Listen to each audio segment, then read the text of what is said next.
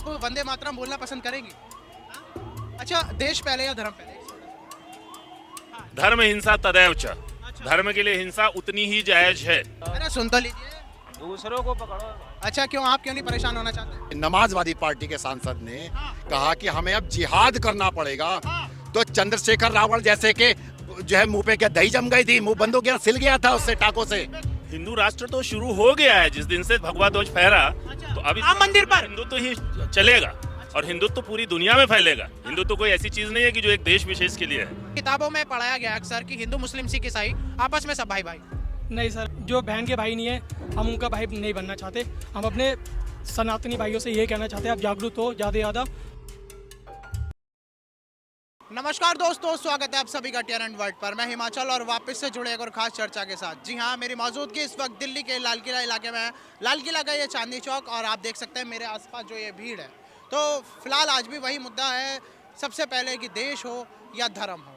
क्योंकि देखिए, आज जिस तरीके से संसद में लगातार वंदे मातरम पर चर्चा हो रही है, वंदे मातरम को आज पूरे हुए 150 साल हो चुके हैं, तो उसी के जश्न में आज लगातार संसद में भी बातें होती हैं। तो यहाँ पर कुछ हमारी बहनें हैं। बहन, कैसी हैं आप? मैम मैम मैम कैसी हैं आप? मैम, एक छोटा सा सवाल है कि क्या आप वंदे मातरम बोलना पसंद करेंगी? अच्छा, देश पहले या धर्म पहले? एक छोटा सा कुछ बोलना चाहेंगे मैम? चलिए ठीक है, कोई बात नहीं। यहाँ पर और भी लोगों से जो है जुड़ लेते हैं। भाईजान, क्या नाम है आपका? अरे भाई साहब, अरे सुन तो लीजिए। दूसरों को पकड़ो। अच्छा, क्यों, आप क्यों नहीं परेशान होना चाहते? अच्छा, एक सेकंड का सवाल है दोस्त, सुन तो लीजिए। अरे भाई, तुम तो यार डर रहे हो यार। और ये सारे सनातनी हैं, ये भटके हुए हैं, ये सारे कन्वर्टेड हैं। ये चाहे मैं बताऊं आपको, देखो बहुत सारी चीजें हैं इसमें। देखिए, हिंदू राष्ट्र घोषित होगा, सबको फायदा होगा, सबको शांति रहेगी। ये जो है खत्म ही हो जाने हैं। और सबसे बड़ी बात ये तो 1947 के बाद खत्म ही थे ये। जब इस देश का बंटवारा हुआ तो धर्म के आधार पर हुआ था। क्यों? क्योंकि जिन्हें पाकिस्तान चाहिए था वो पाकिस्तान चले गए, जो इधर रह गए वो सारे कौन हैं? वो सारे कौन है, मैं आपसे पूछ रहा हूँ? सनातनी है। तो यहाँ तो कोई बचा ही नहीं। और जो आज कह रहे हैं हम अल्पसंख्यक है, हम मर रहे हैं, अत्याचार हो रहा है, ये हो रहा है, तो जाओ ना, वहां जाते क्यों नहीं हो? वहाँ कितने अत्याचार तो खैर मुंह से ही हो रहा है, वरना तो मुर्शिदाबाद में हर सब कुछ हो रहा है। अगर अत्याचार की बात देखो तो पाकिस्तान में कितने हिंदू थे वहाँ पर, और कितने बच गए? वो अल्पसंख्यक में रह गए। ये समझने वाली चीज है। बहुत बहुत धन्यवाद भैया। लगातार उत्तर प्रदेश से जैसे योगी बाबा ने मुगलों का अस्तित्व खत्म करवा दिया, मुगलों का सिलेबस ही खत्म करवा दिया। देखिए, यहाँ पर बात मुगलों की इसलिए आई है क्योंकि अब मुगल के नाम से फिर एक और मस्जिद बनने जा रही है हिंदुस्तान की धरती पर।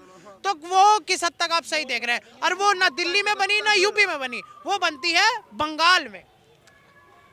देखो, सबसे पहले मैं बता रहा हूँ, हमारे हिंदू में एकता नहीं है। सबसे पहले ठीक है, हमारे हिंदू में एकता नहीं है। सबसे पहले यहाँ जो 10 लोग खड़ा है, यहाँ कुछ और चलता है, बाकी कहीं और जाओ वहाँ कुछ और चलता है। ठीक है, अगर हम लोग एक हो जाए ना तो किसी माई के लाल का हिम्मत नहीं है कि रोक सकते हैं।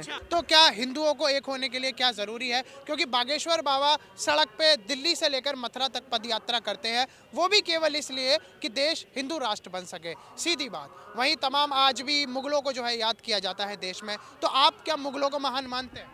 नहीं, मैं तो नहीं मानता। क्यों, उसकी कोई खास वजह? भाई, जो हिंदू होकर हिंदू को विरोध करते हैं वो तो भाई सब में बड़े दोगले हैं। मैं तो भाई अपने हिंदू को सपोर्ट करता हूँ, हिंदू को आगे लाना चाहता हूँ।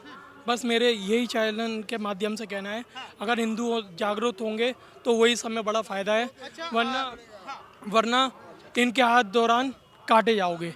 ये मेरा चैनल के माध्यम से कहना है। यहाँ पर देखिए, अब संसद में वंदे मातरम का भी विरोध हो जाता है। संसद में कहते हैं भारत में रह के वंदे मातरम नहीं कहोगे तो सब में बड़े आप वो। अच्छा, तो लगता है कि अब एकजुटता और समय आ गया है कि सबको एक साथ या मिल बांटकर प्यार में रहना चाहिए। नहीं, हमें अपने हिंदू से भाइयों से यही कहना है, आप एक रहोगे तो नेक रहोगे। तो आप उस पर बिलीव नहीं करते जैसा किताबों में पढ़ाया गया है कि हिंदू मुस्लिम सिख ईसाई आपस में सब भाई भाई? क्या आप इस पर बिलीव नहीं करते जो किताबों में पढ़ाया गया है अक्सर कि हिंदू मुस्लिम सिख ईसाई आपस में सब भाई भाई? नहीं सर, हमें उन भाइयों, जो बहन के भाई नहीं है हम उनका भाई नहीं बनना चाहते। हम अपने सनातनी भाइयों से ये कहना चाहते हैं, आप जागरूक हो ज़्यादा से ज़्यादा, अपने हिंदू भाइयों से मिलकर जुट कर रहेंगे तो वही सब में बड़ा फायदा। सबका ओपिनियन ले लेते हैं। सांसद ने, समाजवादी पार्टी के, नमाजवादी पार्टी के सांसद ने कहा कि हमें अब जिहाद करना पड़ेगा। तो चंद्रशेखर रावण जैसे के जो है मुंह पे क्या दही जम गई थी, मुंह बंद हो गया, सिल गया था उससे टाकों से, जो नीला कोट पर पहन करके वो कर रहा था। क्या राहुल गांधी के उस पे क्या सिल गया था मुंह? क्या अखिलेश यादव का मुंह सिल गया था क्या? तो ये सोचने वाली शायद उन्हें जिहाद की परिभाषा ज्यादा अच्छी लगती है। जिहाद की नहीं, सबसे पहले जिहाद जो करेंगे ना वो उन्हीं पे करा जाएगा। ये वो सोच रहे हैं कि जिहाद जिहाद। अरे कंधे पे हाथ रख करके अखिलेश यादव जो है उस पे चल रहा है उसके साथ में। तो अब ये सोचो कि तुम्हारे में से भी जो है कुछ जो है तुम्हें कटवाने के लिए तैयार बैठे हैं, जो संसद में खड़े होकर के कह रहा है कि जिहाद करना पड़ेगा, और ऐसा आदमी खुलेआम घूम रहा है। तो ये तो देश के लिए खतरनाक आदमी है। ये खुलेआम जो है कह रहा है कि जिहाद की परिभाषा मुझे बता दे जरा। वो लोग कहते हैं अमन है, शांति है, अमन भी लोग सभा में खड़े होकर के कह रहा है, इतनी हिम्मत है उस सांसद की। एक मिनट मीडिया वहाँ पर थी और इसको मोटरसाइकिल जाकर उसका मैं पकड़े हाथ, क्या हिंदू कार नहीं है? कार है ना, वो कुछ बोले भी नहीं। मेरे पास रिकॉर्डिंग है, कुछ बोले नहीं। तो हिंदू क्या करेंगे? खड़ा रहेंगे, एक मारेंगे, ताकेंगे, मीडिया में आके बोलेंगे मैं तो हिंदू। अरे इससे हिंदू थोड़ी बनता। मेरे सामने तो मैं मार दे और मैं खड़ा होकर क्या फायदा है? ये तो हमारा धर्म भी नहीं सिखा था। महाभारत में यही जो है हमें बताया। मुसलमान कभी खराब नहीं है। क्यों नहीं खराब है? उनमें एकता है। और हिंदू सबसे नाम चौथे हैं। बाबा जी नमस्ते। जी नमस्ते नमस्ते। अभी मुस्कुराए जब इन्होंने कहा। क्या लगता है कि हिंदू निराशावादी बातों से बात नहीं बनेगी। सकारात्मक बात यह है कि सत्य की आधी परिभाषा जिसने हमें दे दी और वही राष्ट्रपिता बन बैठा, तो वो पूरी परिभाषा हमको समझनी पड़ेगी कि आधे से काम नहीं बनेगा कि हम चुपचाप बैठ जाएं मार खा के। धर्म की रक्षा के लिए हमें शस्त्र भी उठाना पड़ेगा। हिंसो परमा धर्म, पर अगली लाइन छोड़ दी, धर्म हिंसा तदैव च। धर्म के लिए हिंसा उतनी ही जायज है। अगर कोई हमारी गाय को काट रहा है तो ये नहीं कि हम उसे रोकेंगे, हम उसको काट डालेंगे, तब धर्म की रक्षा होती है।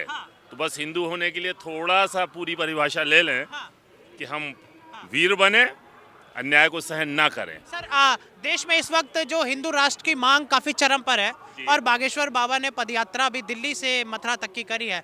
क्या हिंदू राष्ट्र की मांग इस देश में सही है? हिंदू राष्ट्र तो शुरू हो गया है जिस दिन से भगवा ध्वज फहरा।